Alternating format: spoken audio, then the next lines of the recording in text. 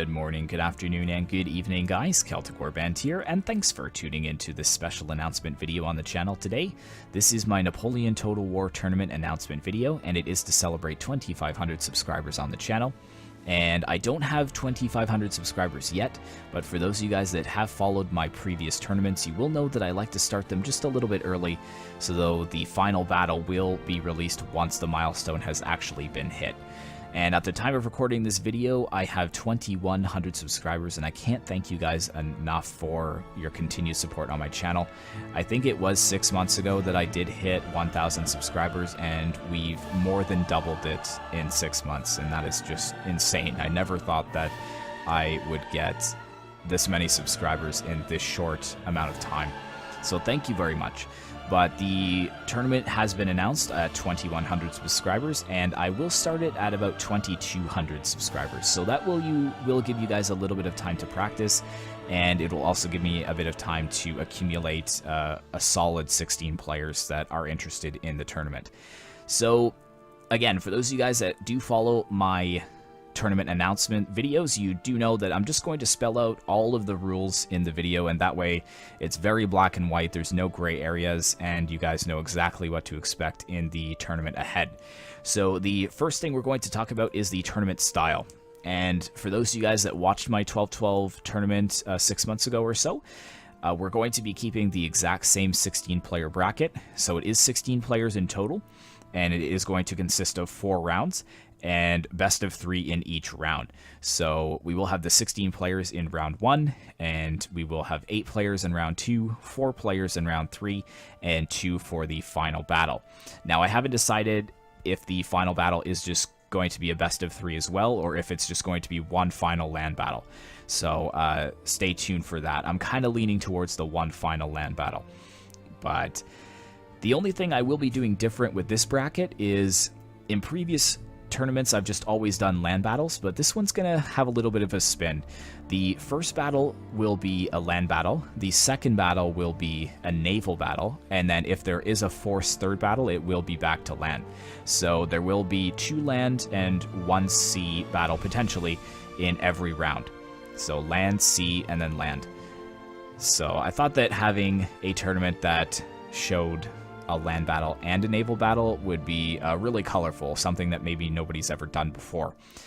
So that is the style. I hope that it is clear for you. Obviously, if you don't understand it, you can just comment in the description down below, or leave a comment in the description down below, and I will get to you as soon as possible. But now we come to the factions that are playable. There are 11 factions in Napoleon Total War. We have Austria, Great Britain, France, Prussia, the Ottomans, Spain, Portugal, Russia, Denmark, Sweden, and the United Provinces. And in my previous tournaments, I really loved to stick to the rule, once you use it, you must lose it. But I'm not going to do that in this tournament. The reason being is because there's only 11 factions. In previous tournaments, like my 12-12 tournament, it was very easy to say once you use it, you have to lose it, because there were 40 factions. And there's only 10 to 12 battles that are being fought in the tournament. However, in this tournament, there could be 12 battles total if there's obviously a third forced in every round, but there's only 11 factions, so that's really not going to work. So what I've decided to do instead is to just put a cap on it per round. So you can only play the same faction once per round. So if you use Great Britain in the land battle of round 1, you have to use a different faction for the naval battle in round 1, and then a different faction in the forced third battle, should there be one. But then once you hit round 2 again, you can go ahead and use Great Britain once again. So that kind of makes it a little bit more even and more fair. So now we get to the tournament rules for the land side of things. Again, we've already talked about it. It's 16 players, best of 3, and the first and third battles of every round will be land battles. The rules for the battles are maximum 4 light infantry, maximum 4 cavalry, including your general's bodyguard, maximum 2 artillery, no rockets, no unicorns, and again, you can only use the same faction once per round. And the tournament rules for sea or naval battles is much more simple. There again, 16 players. The second battle of every round will be a naval battle, and maximum 2 bomb catch or rocket ships. So you can bring 1 of each or 2 of either, but you cannot bring 2 plus 2. So maximum 2 rocket ships or bomb catches, and no steamships. And again, you can only use the same faction once per round. So pretty straightforward there. Now we're going to go ahead and get to the tournament funds. I feel in this tournament that having low funds is just a bit too low. I tried to spec out an army beforehand with low funds, and I had to spam a lot of infantry, and I still only got like 8 units or so. It's really not a lot to work with, so I've decided that for round 1 and 2, we're going to stick with medium funds, which translates to 10,000 gold. And for round 3 and 4, we're going to go for large funds, which will be 14,000 gold per player. So that kind of gives it a little bit more room. Again, for round 1 and 2, I would like to see a little bit of a mix, not just a total elite spam. So that's why I went for the 10,000 gold in round 1 and 2. And then 3 and 4, you will have large funds, which is the most Napoleon Total War can offer. And obviously for round 1 and 2, the medium funds and large funds, that does translate across land battles and naval battles. Now we get to the tournament maps. So I did do a poll on my Discord asking whether we should just use a flat map that's has no elevation whatsoever, or if I should add maps that had terrain advantages should the player be able to reach them first. And the flat maps actually did win. However, a couple of people have brought some really good points to the table regarding that, in the fact that Napoleon Total War really doesn't play out like other Total Wars. You really need those strategic points to be able to win the battles. They are super important, and the best players in Napoleon Total War are the players that utilize the map. So I've come up with a little bit of a compromise. It is going to kind of be a tiered approach, with easy maps in the beginning and kind of getting harder and harder as they go along. So the first map is going to be the Grassy Flatlands. It's a completely flat map designed for tournament play, so there's no surprises. It's completely flat, excellent for line battles. You can see cavalry coming. It's the most basic of basic maps in Napoleon Total War. And then the second map we're going to do is the Arid Cliffs. Now this one is also very even for either side. There is a massive hill in the center, but it is easily accessible from either deployment zone, and it's equally as far, so it won't favor one player more than another. But that's kind of a little bit of a step up from round 1, so that will be round 2. Round 3 is Aosta Valley, which I think is a very, very complicated map. You're really not going to be able to utilize line battles in this map. There's just not enough room.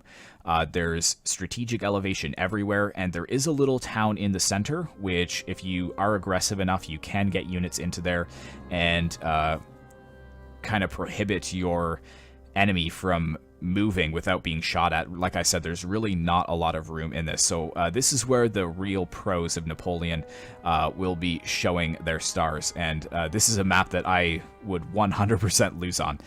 But round 4 is going to be very interesting. It's actually going to be a random map. And I'm just going to take all of the map names of Napoleon Total War and put them in a hat and choose one. So nobody, including myself, is going to know the battle until I will announce it a couple days before the tournament, before the final battle of the tournament, I should say. But it will not contain either of the maps, any 3 of the maps that we previously played. So Grassy Flatlands, Arid Cliffs, and Aosta Valley are out, so it will be another map from them.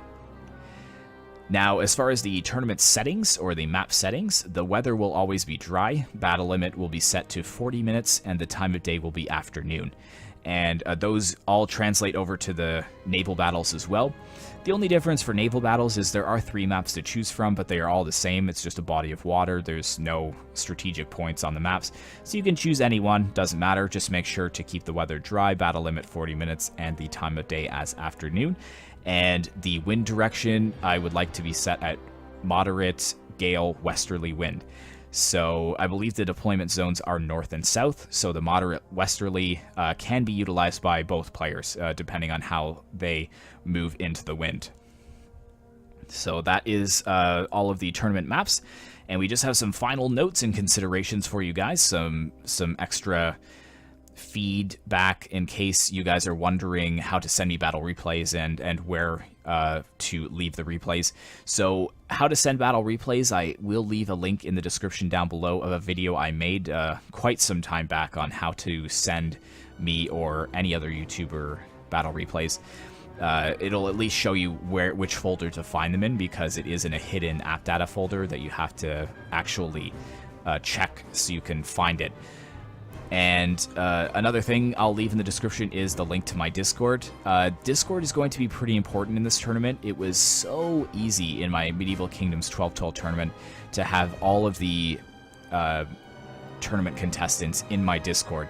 Now, you can join and then leave after. It's not something that you have to stay in forever, but it makes it really easy for you guys to coordinate battle times and to see when your opponent is online. So join my Discord. It's very easy to install and it's free. And I actually have a text channel set up so that you guys can communicate with each other about the tournament and whatnot. And a couple of other notes, please try to have reasonable availability. I get that everybody is busy. We all have real lives outside of this.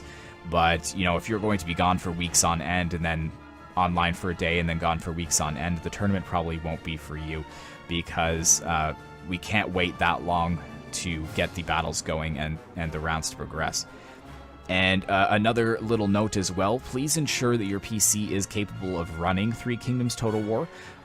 It is one of the newer Total Wars, so if your PC is having trouble running Napoleon, it probably will not run Three Kingdoms. You can definitely still join the tournament, and if you win, you still will receive a copy, but I will not be giving any other prizes in lieu of the Three Kingdoms Total War, so I won't be giving you like another prize that your PC will run. This is the one prize, so just keep that in mind.